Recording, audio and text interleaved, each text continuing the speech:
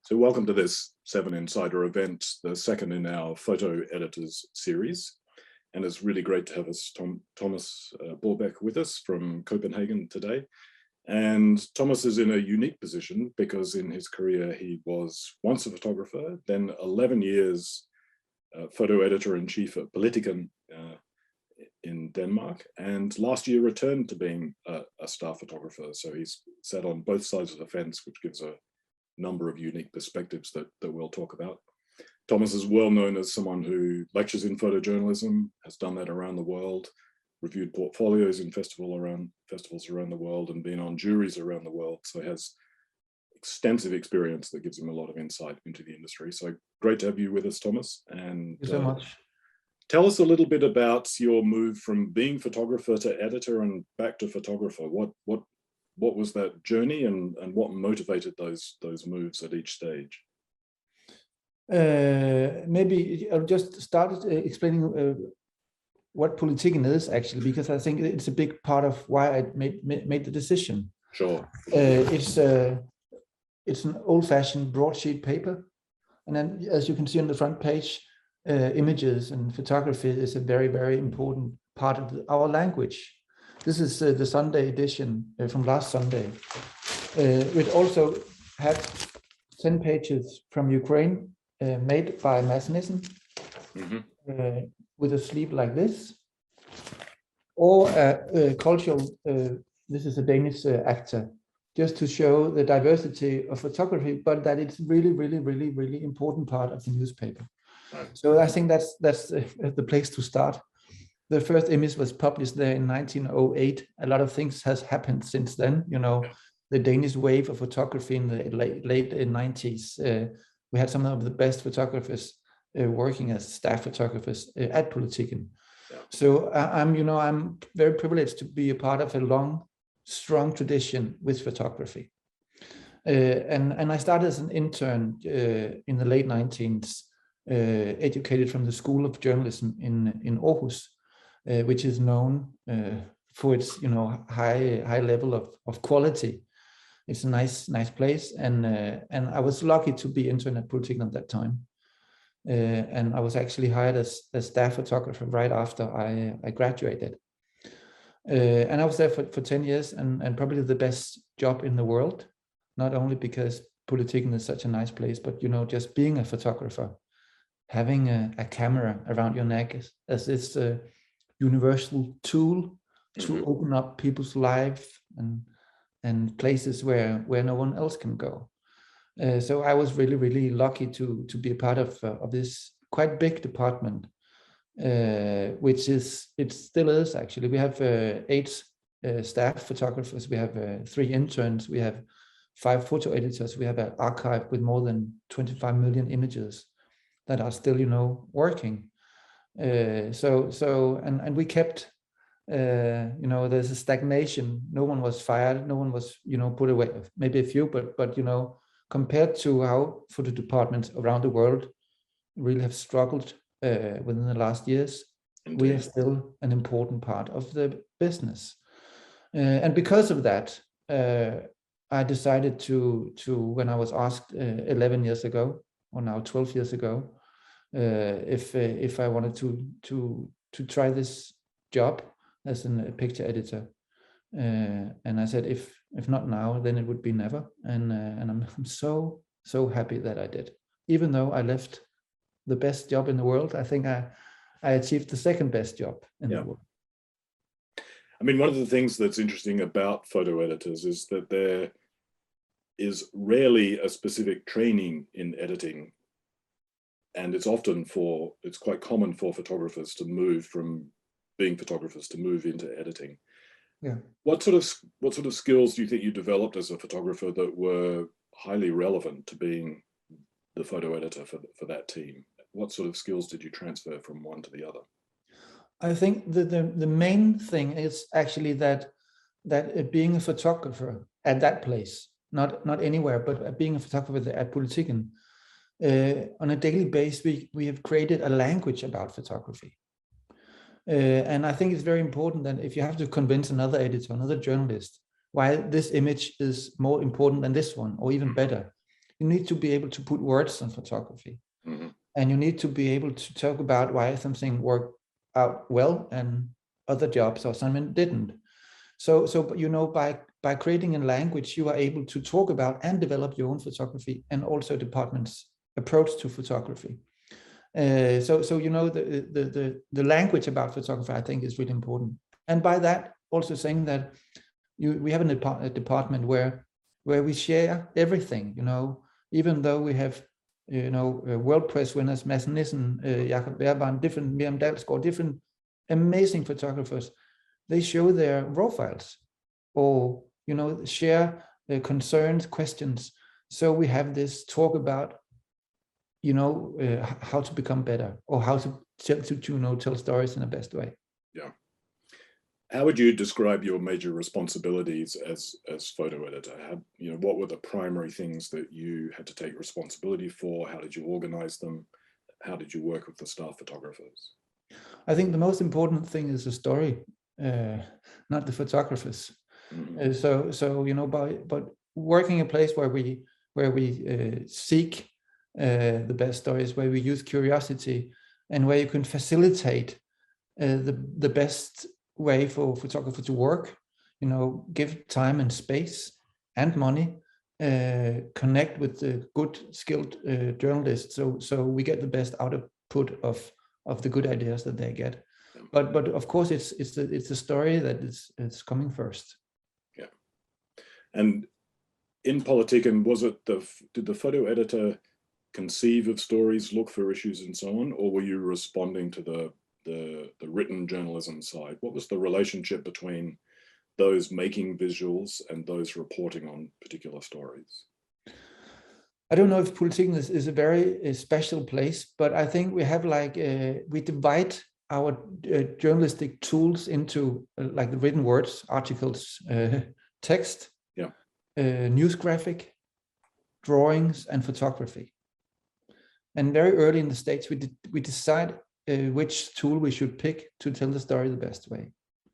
So often we have, you know, photographers and journalists and graphic layout people working together for the, you know, for the best result.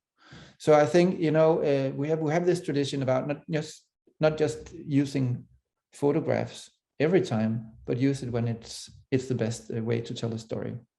So we have this equal value between these words. So I on a daily basis, it's of course a compromise, yeah, to get the stories told in the best way.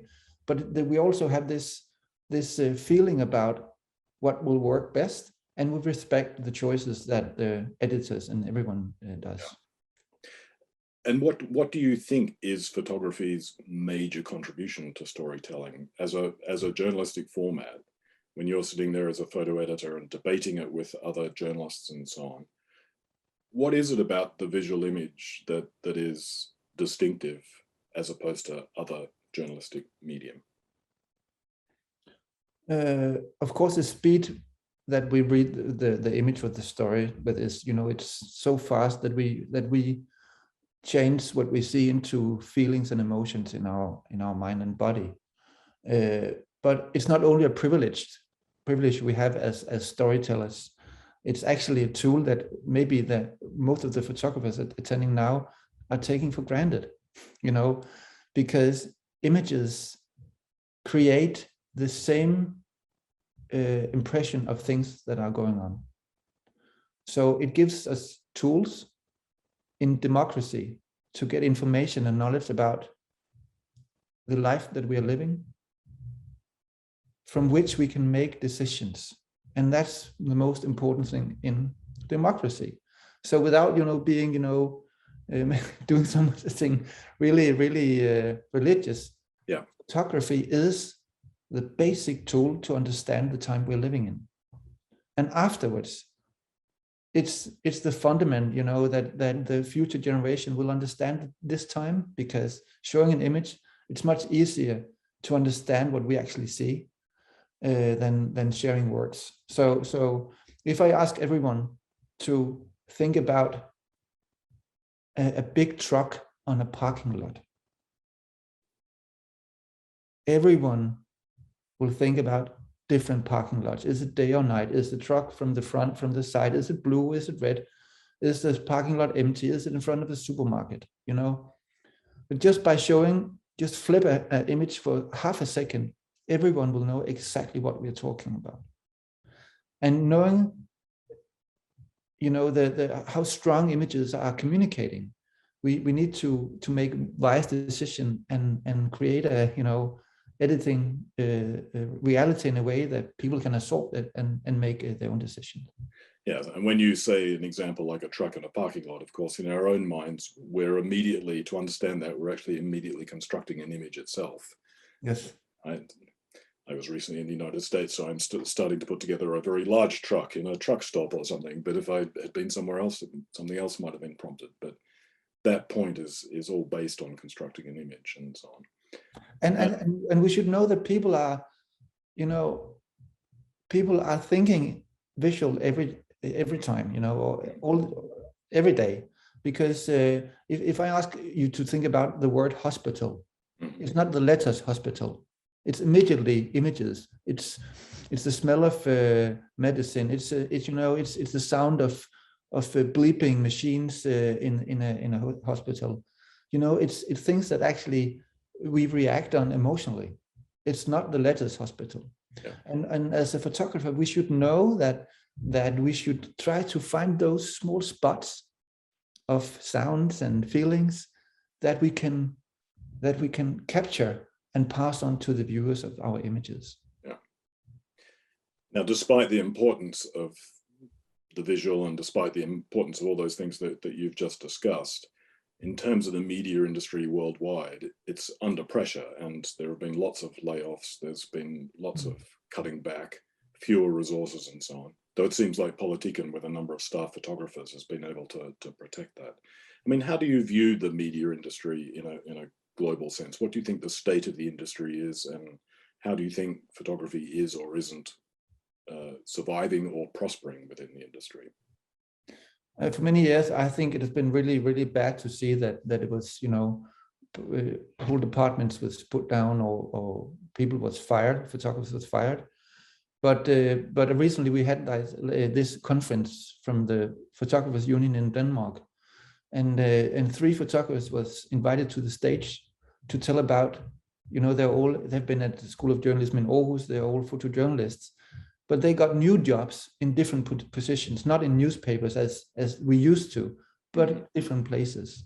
So maybe there is a change right now that we don't only talk about the importance of visual storytelling, but that we are actually hired as storytellers.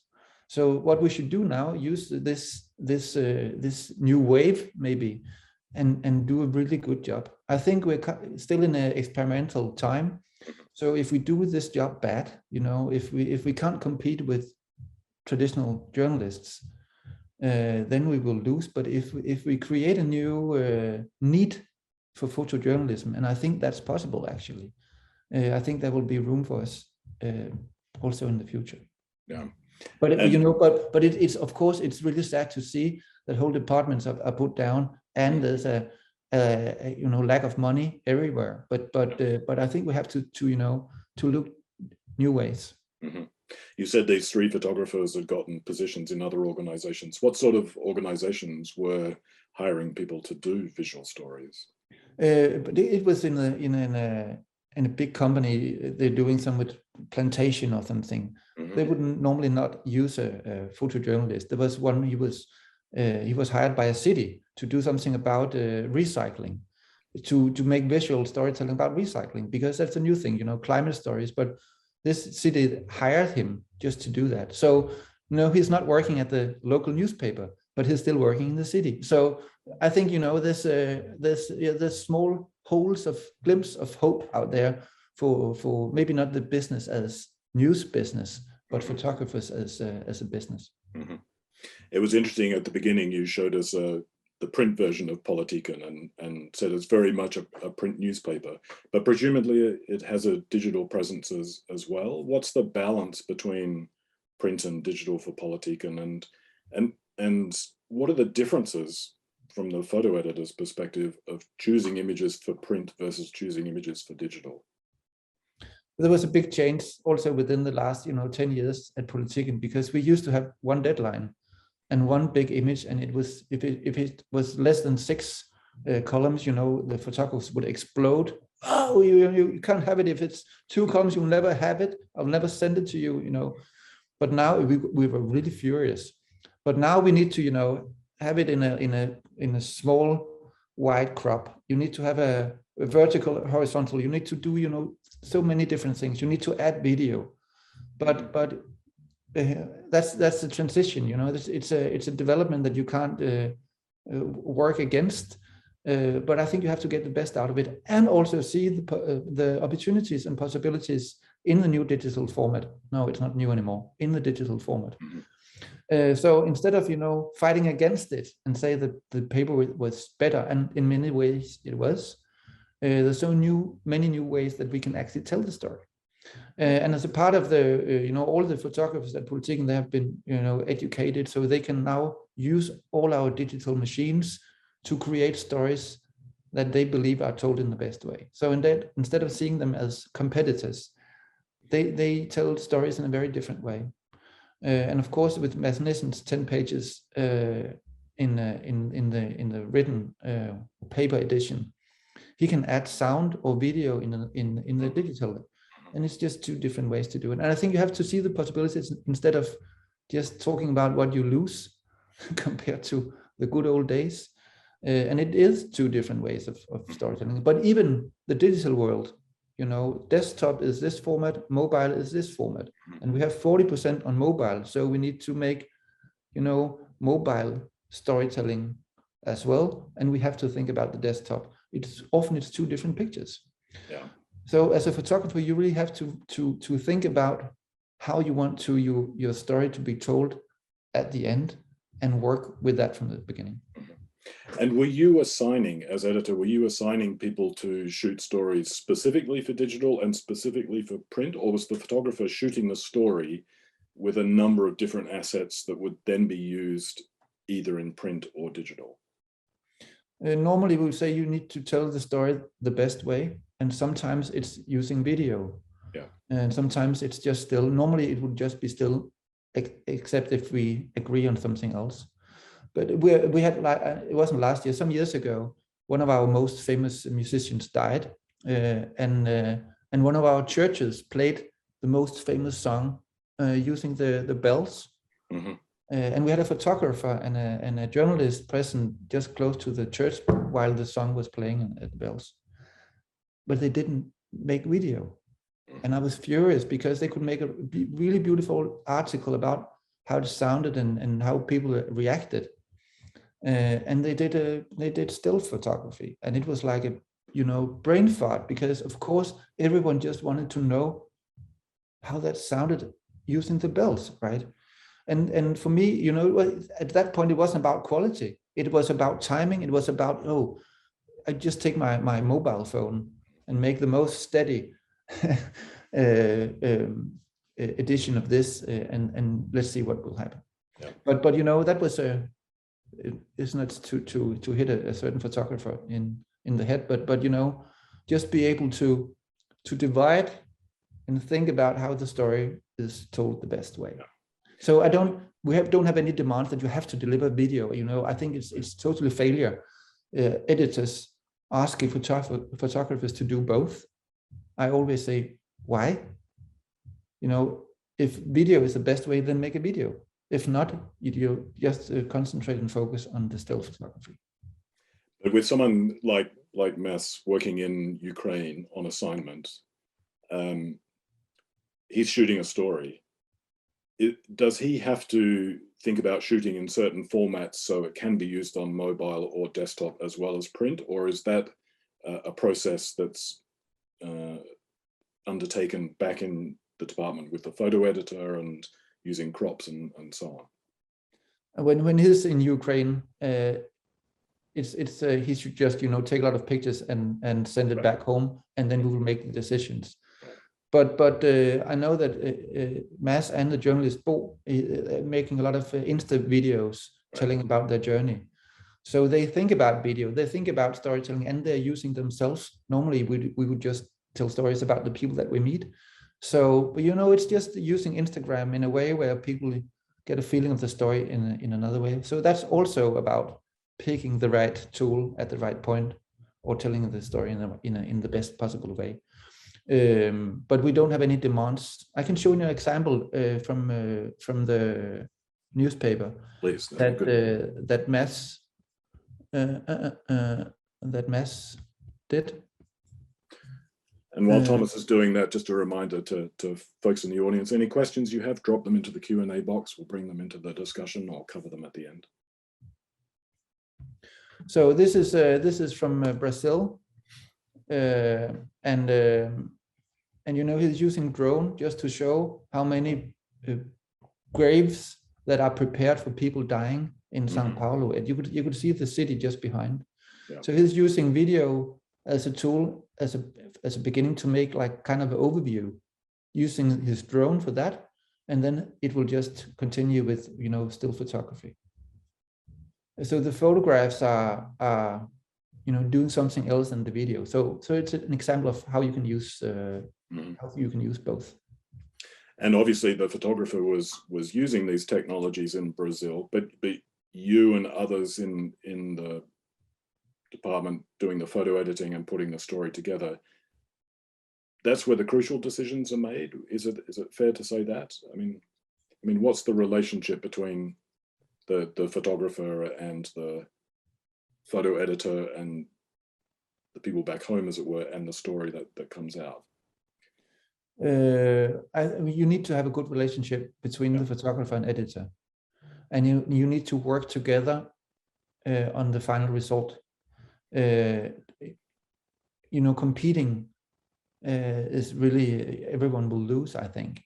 But of course, if Mads is submitting or sending back 30 images, we need to pick the best for the 10 pages. But I know that the editor from the Sunday edition would say you have 6 pages, and the photo editor would say we need 8, and Mads would say we will need 10 and the cover and the front cover, and it will probably end that way.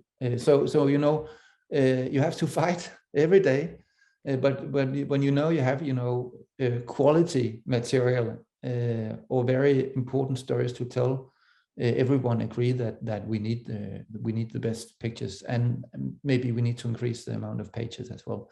So normally it will be we will work closely together between with the editors and the photographer.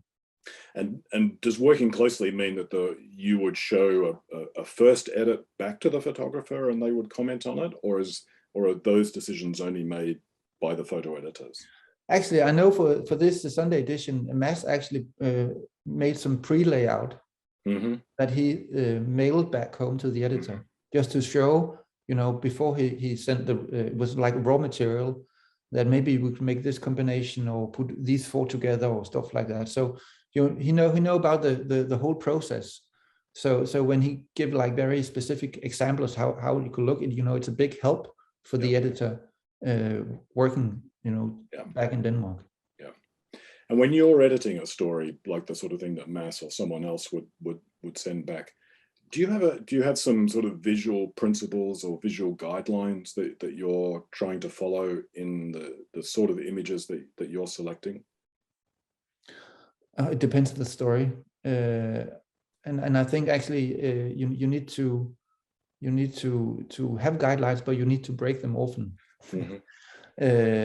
Because if not, it will kind of just repeat itself, and I think that's the most scary thing that could happen to Politiken, that people would know exactly what will be on the next page.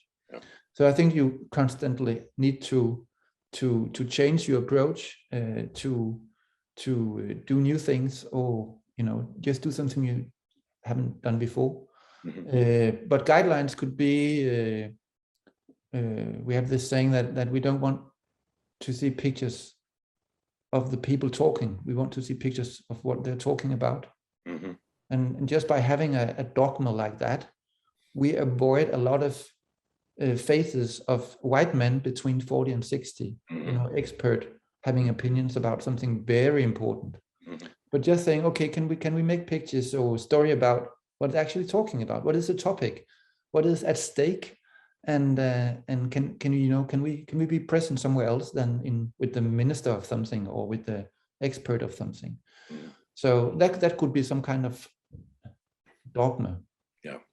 Is there something about, I mean, when you come in particular to choosing, say, a lead image or a cover image, so, the first image in a slideshow or a cover image in print or whatever, is there some sort of guideline or some sort of aesthetic quality that you're thinking about when you're looking at images and think, oh, that would make a great cover? And if so, what is that quality?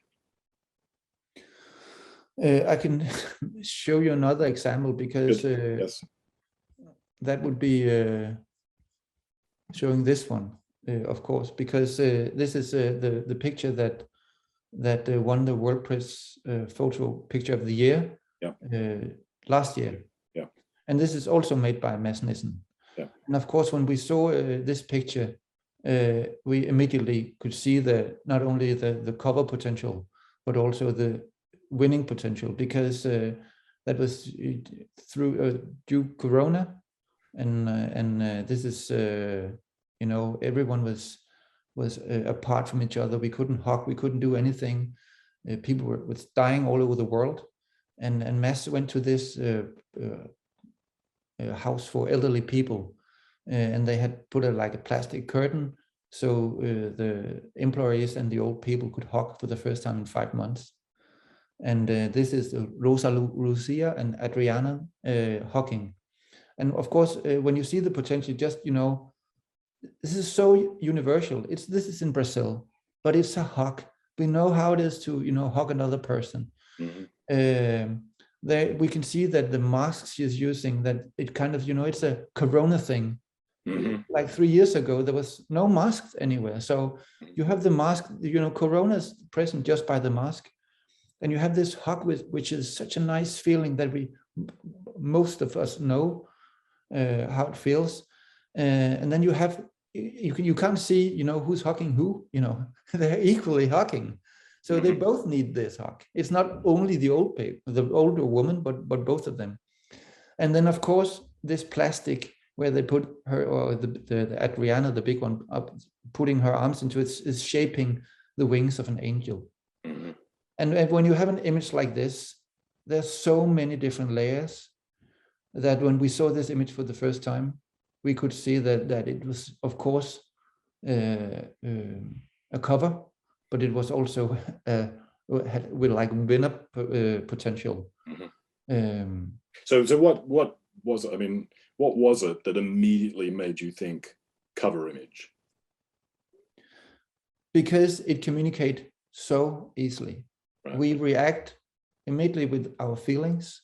So this is not, it's not an image for our brain. This is an image for our heart, for our feelings, and immediately you react with feelings. Yeah.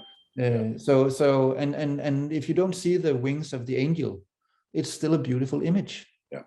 It's still an image of feeling. So, but all these different layers just add to the story. But and still the plastic is, putting a lot of questions that we can't really answer right away. So it's also a bit mysterious. So there's so many different layers in this one, and I really, really like it.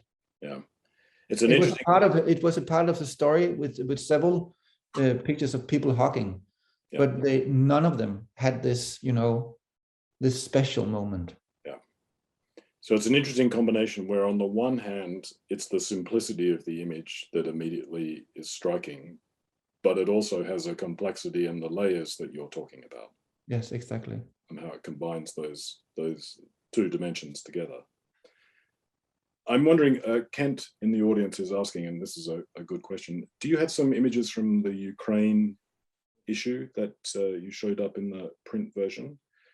And wondering whether, if you can show some Ukraine images, if you have them, if not, we'll just discuss them, and explain why some images from Ukraine are selected and are considered better than others. Because of course, in the context of a war, it's important to document everything, so the photographers are taking a huge array of photos, and then a selection is being made. And we're seeing a lot of destruction, we're seeing buildings hit by missiles, etc., etc. Take us through some of the thinking that you would have done as a photo editor at Politiken about how to select images from a war zone like Ukraine. But I think it have different purposes, because you need images to tell news stories where you need they have a high value for a very short time. Mm-hmm. And then you need more feature stories with a less news value, mm-hmm. but they're important for a very long time.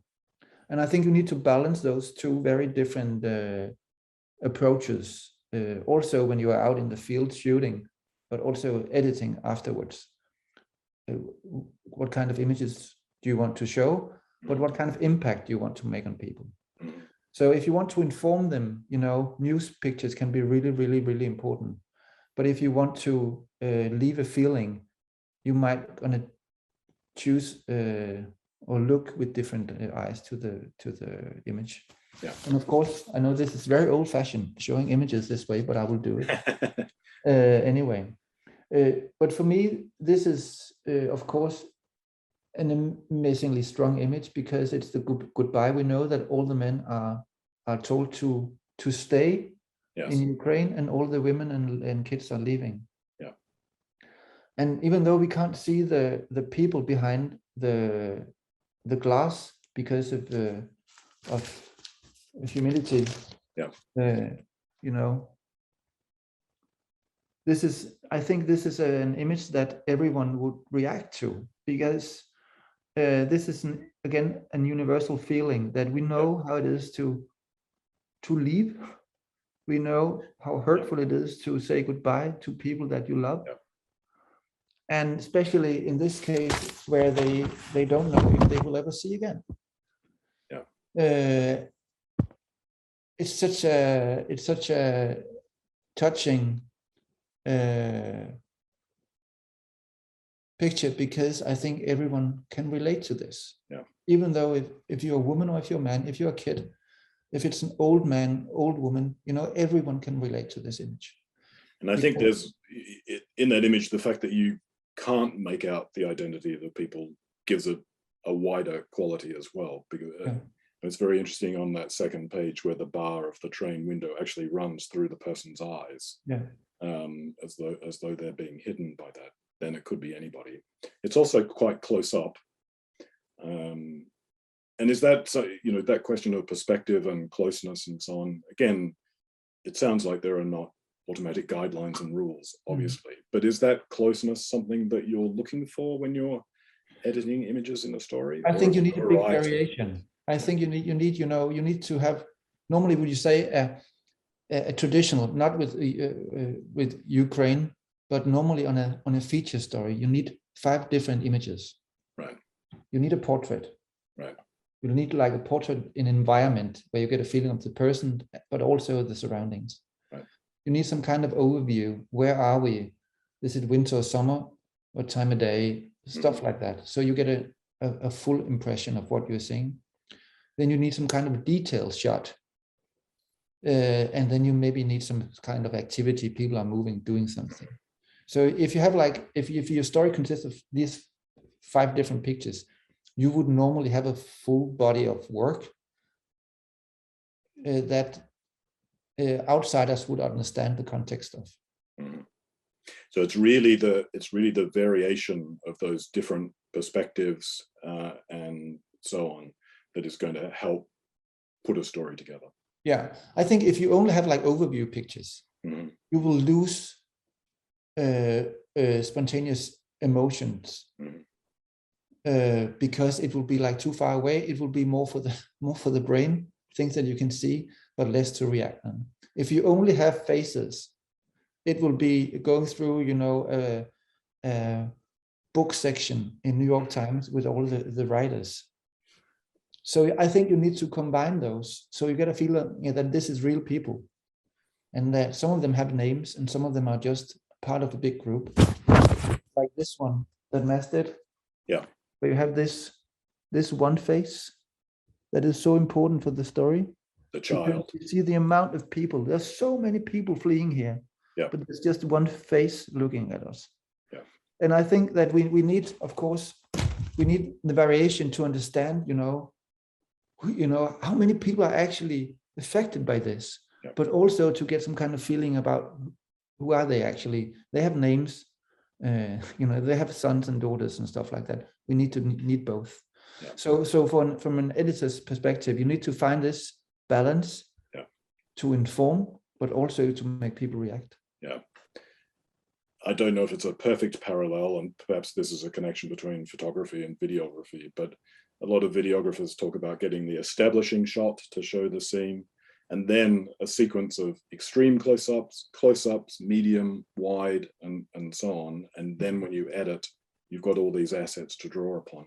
Do you think that's a parallel for photographing a story as well, to talk about perspective in that way?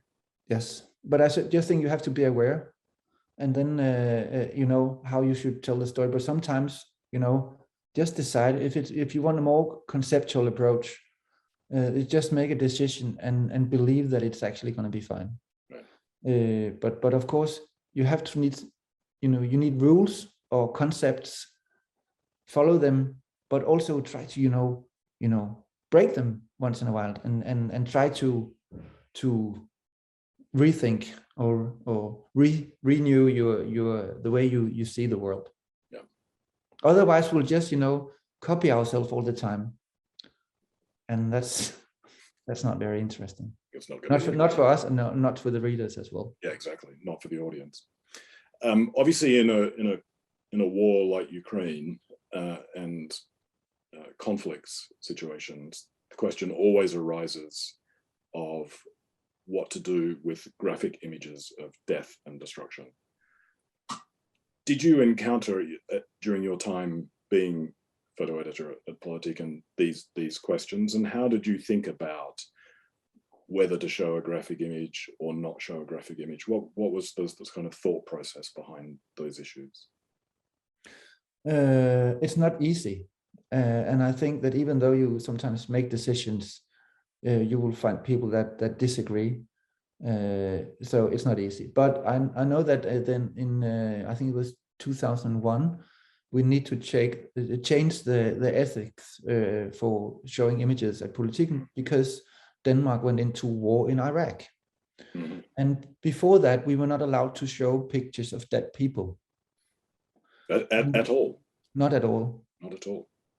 And we made a new guideline or rule set because of that, because we couldn't go, we couldn't tell stories about war without being able to show the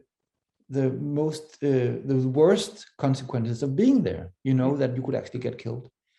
We knew that Danish soldiers would be killed, and we knew that they would kill someone else. So we changed the guidelines, so we were actually able to do it. But not just because you can, it doesn't mean that you should. Yeah. So you need to discuss every time, is this relevant? What are the alternatives? I know that we had this discussion. I think there was about 40 kids that was gassed in Homs. Yes. In Syria. Yes. In Syria, and how should you show that there was used gas killing innocent kids without showing dead kids? Yeah. And we ended up showing them, but not on the front page. Right. So we did there's different ways you can do that. So, and we don't want to be tabloid, but we want to tell the story about the world, not only when it's good, but also when it's bad.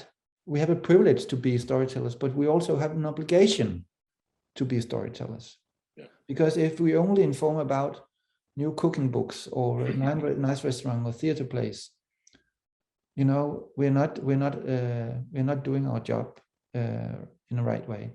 Yeah. So, but I think I know for tomorrow's front page, it will be showing dead people. And I know that there was like a lineup of 6 different layouts with dead people that they could discuss at the meeting. You know, how can you show that so many people are actually getting killed right now in Ukraine without shouting out so loud that people stop listening? Mm-hmm. So you need to show images that inform also when it's terrible, but not so strong that people close their eyes.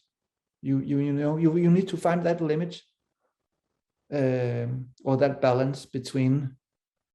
You need to go maximum, I think, sometimes. Yeah. But you know, it's difficult because sometimes things are so you know, important, like the drowned boy Aylan at the Turkish beach, the shore. Aylan Kurdi, yes. Yeah, and he drowned. He was found dead, yes. and that image went all around the world. But also because he had a name. Mm-hmm. But should we bring that kind of image or should we not? Because it can create debate. At the same day, 40 people drowned out of the coast from Libya, and no one mentioned that with any, you know, not a word and not an image. So suddenly you have like this, everyone is, you know, go the same. Guardian has this front page. We'll have to do that. New York Times, wow, they have a front page. We have to do the same. I think sometimes you just have to make your own decisions. You know, breathe down in the stomach, make a pause, and just, you know, make brave, important decisions after having really good discussions about what to do. Mm-hmm. And you know, don't be tabloid just because you can. Yeah. It's not the right way to go. Yeah. Is it still, even though Politiken now can show graphic images and that guideline was changed, is it still rare for them to show graphic images of death, or is it much more common? I think there should be a very, very good reason to show that kind of images, but we do it once in a while. Yeah, yes. So tomorrow's front page will be an exceptionally rare front page because of what it's showing. Yes. Yeah, interesting.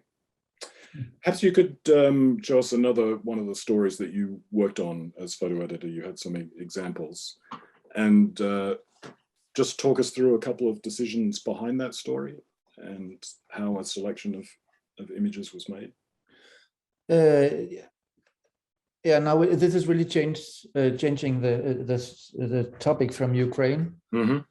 But we'll go somewhere else. I want to show them from our cultural section. This is a Danish singer, and this is made from one of our interns. It is really, you know, going from Ukraine to this. Wow. Okay, just breathe. This is one of the very popular Danish singer, and this was made by one of our interns called Emma. She's not a Politiken anymore, but she was there, and she was really, really, really good.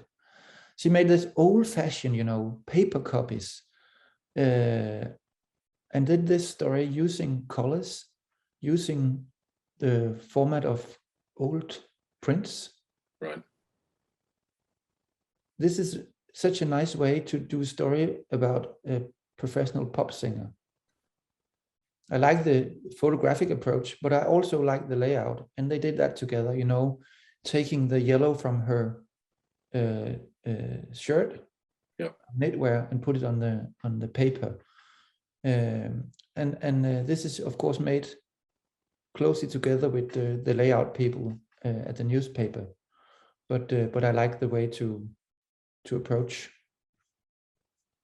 this. This could be, you know, more like a classical pop woman interview, and that would be really, really boring.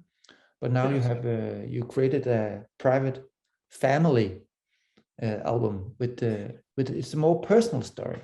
Yeah, I was going to say it's like she has opened up a family photo album, and you can even see the plastic binding down the side, so as those pages come out. Exactly. And in so I don't know, and it's a funny thing because I just want more images and more images, even though it's the same woman in all these images. I just want this to continue. Yeah. And this is really, really nice. Yeah. This is another thing that really made a big impact. This is it's 10 minutes long, but so I don't want to show everything. But this is Jacob Ehrbarn. He's been following refugees around, especially Europe, for the last 7 years. He did a beautiful book about how Europe are changing right now. But he put a GoPro on his helmet, and he went out to the Mediterranean to pick up refugees trying to flee from northern shores of Africa. Og så hører vi over radioen, det er Chris fra Tornadoen, den anden motorbåd, som skriger fuldstændig panisk. Der er folk i vandet, folk drukner, der er kaos, der er hul i båden og sådan noget der. Det er vildt, da vi ankommer til scenen. Det er fuldstændig uoverskueligt, hvad det egentlig er, der foregår. Vi kan se, der ligger folk i vandet rundt omkring. Og vi kan se tornadoen, som nærmest er ved at synke, og den er fuldstændig tildækket med folk, der står på den. Det er virkelig ikke en god situation at have folk. I just want to show you this because I think it's a very good example that you don't need a lot of equipment or tool to tell a good story. And just by, what this video is like 10.5 minutes long, and it takes us to a scene where we would never go.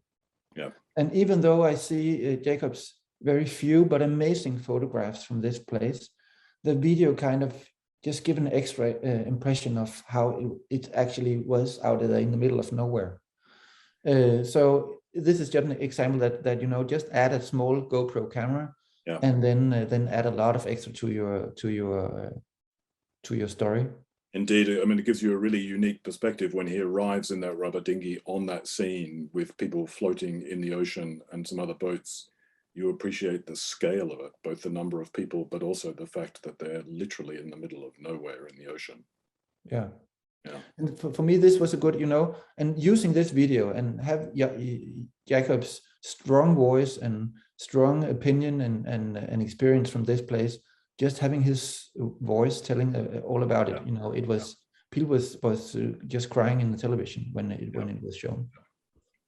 Thomas, there's a question from Anne in the audience. She wanted to know the previous story of the pop singer.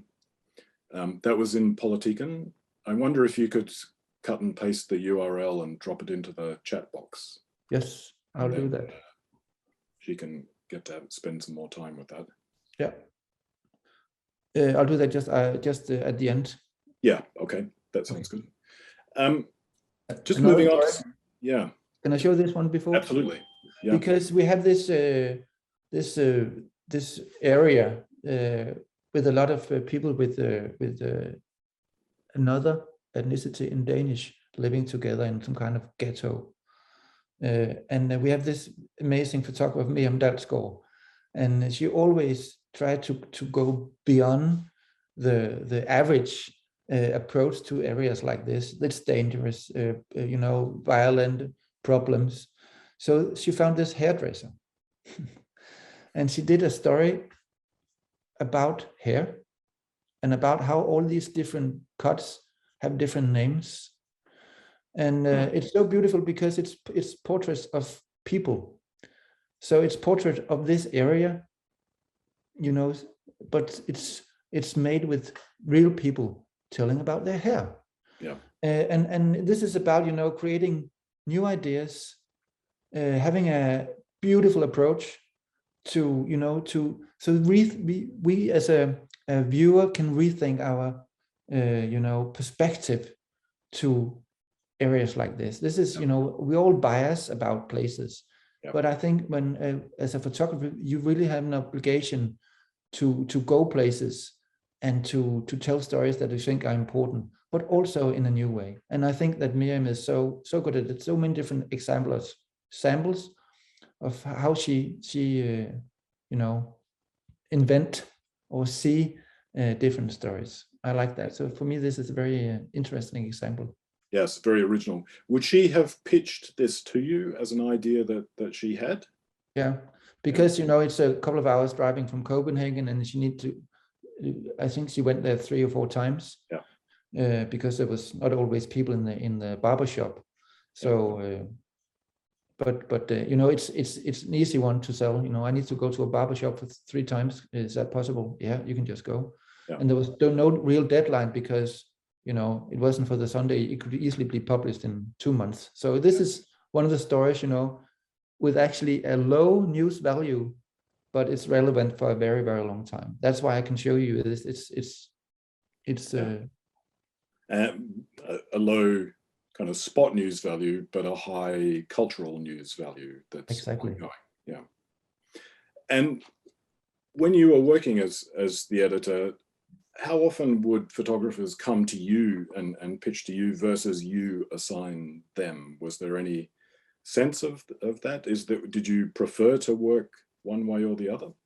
No, I think we're depending on good journalism. And good journalists that are, you know, have their maybe special area where they know people or they know what is going on. But I think we have again a very nice tradition that we can also go the other way. So if a photographer has a really nice idea, we can go and, you know, grab a journalist and say, hey, I have this story. Can you help me make some words for this maybe in the coming weeks? So, but often it's still very, you know, old-fashioned in the way that the journalists have their own idea, and we try to illustrate that in the best way. Right. When a photographer comes to pitch to you, are there things that you liked or didn't, you know, that you thought were the best way to pitch or not such a good way to pitch? What advice would you give people pitching to editors to make a successful pitch? You should know your customer. What kind of publication is it? Like, is it digital or is it print? And I talked with the picture editor at the Guardian, Fiona Shields, once, and she said that she receives more than 200 emails per day. And even though you have, you know, maybe you've been working as a photographer on this special long-term project for 6 months, and you want to pitch it to her or someone else, you know, they have 5 seconds to make an opinion about that. Yeah. So what I would suggest is that you make a PDF, or even better, make like copy paste the same as a PDF with a small pitch, very, very short pitch, and maybe 3 or 4 images. So you will make, you know, the editor curious about the project, and they can immediately see if it's something that, you know, catches their interest. And then you can add something else. Yeah. But, you know, I received a lot of emails with WeTransfer links, and you could go and see more and go to this photo shelter thing and blah, blah, blah. And it's not to be impolite, especially not to people that have been working for a long time on a project, but sorry, we don't have the time for it. So you have to think about how will it be received in the other end. And for a person like Fiona, it will be like, you know, deleting mails with this pace during the day. So make it short, make it precise, make it, why should she or me or someone else actually buy this? Why is the timing perfect right now? Why is this bad? You know, a lot of people are still writing to me, telling me I'm in Poland right now, which is really nice. But I have people in Poland, or we have people in Poland right now. So they should, you know, come up with something new or something else, or it's not enough that they are present in Poland. Yes. So one PDF, or even better, copy paste the PDF into the first page, and then how to reach you easily. Because the most important, no, the most not important, especially not important, but the most busy editors, New York Times, National Geographic, or even that Decide, Norwegian newspapers, whatever, you know. So it's not to be impolite. They're just out of time. No, it's very practical. But if you're sending links and asking the editor to do some work, you're introducing points of friction that mean they won't have time to go do it. They won't even open it. Sorry. Yeah. For every link you add to an email, the chance that you will never be, opened is higher.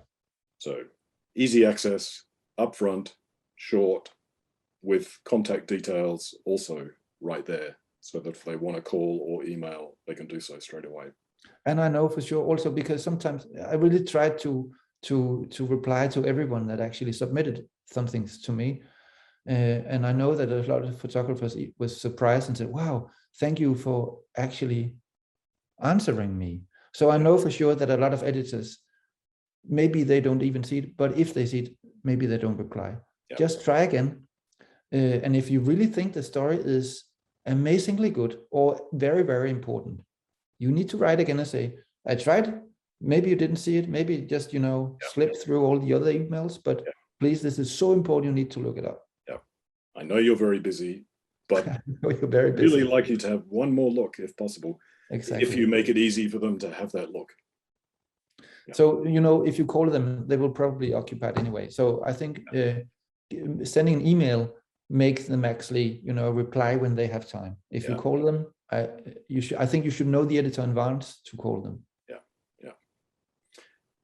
So we're coming towards the end of our time. We still have a bit more time for questions in case anyone in the audience wants to drop questions into the Q&A box.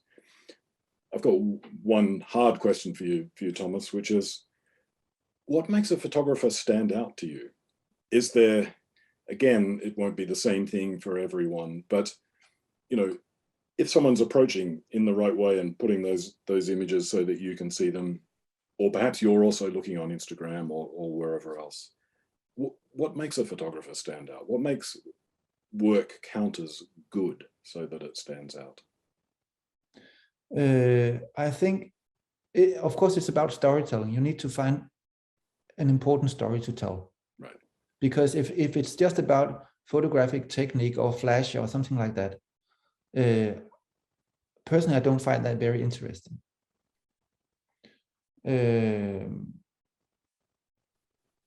Once, I saw the Johanna Maria Fritz, the story, the like a bird story, where she did stories about circus in Muslim countries. Mm-hmm. And I saw that pitch and I was like, blown away, not only because it was such an interesting story, but because it was also very well told, photographically. So you need to be present. You need to have a really good story. You need to have your own approach. I don't care if it's made with a mobile phone or pinhole camera. If it's a good story and it's well told, and there's something at stake. What is this story about? Why should I read this? And if you are actually such a good photographer, you make something special, then you would automatically stand out. So I think, we are back to the beginning. You have to create a language about photography. So you get your own personal language, and that you can convince other people why this story is so damn interesting and why they should publish it or share it or do something else. So a good idea, not only a conceptual approach, okay technical skills, and then editing. I see an awful lot of bad editing, and you can also, ask for help from colleagues or journalists or, other photographers to help the editing process. And I'm a bit, I think it's a bit weird that so many photographers, stay with the material by themselves, keep it, like hide it, instead of just open, to get advices and actually just make the story even better. Right. And by good editing here for a presentation and a pitch, I imagine that you're referring to that variation that you were talking about earlier in terms of the types of images, from establishing the place to the portrait to the variety of things. Yeah. Is that what you mean by good? But also it's very simple storytelling, like why is this story interesting, but also, why are those specific images picked for this story?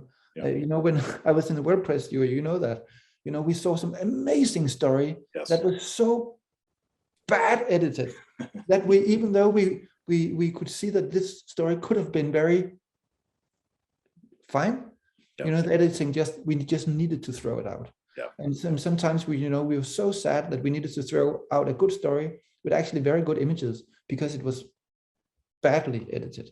Yeah. So I think the editing thing is actually more important than people tend to think. Yeah. And editing in most cases like this, I mean, you're absolutely right about the juries. That was probably the most common comment that juries had is, I like that frame, but I don't understand this sequence. The editing is terrible. And when you're in a category called stories, you need to be able to have a sequence and a narrative, and so on. So ask for help, ask colleagues, ask me. I think I really like to do that, but I think it's very important that people share their failures. Yeah. Well, I'm going to say that I think that's one of the most important pieces of advice on editing is to ask for help and collaborate with someone, because it's very hard to do yourself on your own work, I imagine. I mean, do you edit? I mean, you're probably a little different because you have 11 years experience as a photo editor and now you're back photographing. So you can probably edit your own work, but do you find it easy to edit your own work, or is it a different sort of thing? So I often ask our interns, right, actually, because they have like a younger, vision, and their visual voice they're not as routine as I am, but they are, they're young. So I often ask them about music, how to get the inspiration from music and from photography. Yeah. And I love to ask them. Yeah, interesting. Yes. A question from Ted, which I think is a good one. I mean, as an editor, you'll be approached by people that you do know and you don't know. So, people with big reputations, whose names you probably know them personally, and someone that you've never met, and they're cold calling you and so on. Does the person or the person with the larger reputation stand a better chance than the unknown person? And if so, how is the unknown person going to break through a little bit? I have to be honest and say yes. A person with a higher reputation has an easier access to the to Politiken. Your own Ilvy is a good example because she had like 30 pages from her Born Free project from South Africa published in Politiken.